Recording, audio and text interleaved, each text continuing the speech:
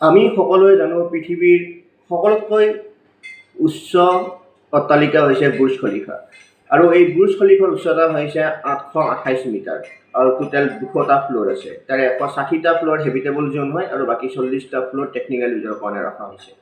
যদি আপুনি বুৰ্জ খলিফাৰ তলৰ পৰা আপুনি সূৰ্য অস্ত দেখা পায় আৰু ফাষ্টেষ্ট লিফৰ দ্বাৰা আপুনি ওপৰলৈকে গৈ আকৌ সূৰ্য অস্ত দেখিবলৈ হয়তো পাব পাৰে। বুৰ্জ খলিফাৰ একদম ওপৰৰ পৰা আপুনি তললৈ জঁপিয়াই দিলে 20 ছেকেণ্ড লাগিব আপুনি তলত মাটি পাবলৈকে। আৰু বুৰ্জ খলিফাত সকলোতকৈ বেছি ফ্লেট 22টা ফ্লেট আমাৰ ভাৰতবৰ্ষৰ কেৰেলাৰ ব্যৱসায়ী এজনে কিনি ৰাখিছে। বুৰ্জ খলিফাৰ লিফ্ট চলে 36 কিলোমিটাৰ পাৰ আৱাৰ স্পীডত। পৃথিৱীৰ থাৰ্ড ফাষ্টেষ্ট লিফ্ট হয় বুৰ্জ খলিফাৰ। কিন্তু এতিয়া বুৰ্জ খলিফা পৃথিৱীৰ উচ্চ অট্টালিকা হৈ নাথাকিবও পাৰে, কাৰণ চৌদি আৰবৰ জিদ্দা টাৱাৰ বনাই থকা হৈছে, যাৰ উচ্চতা 1 কিলোমিটাৰ।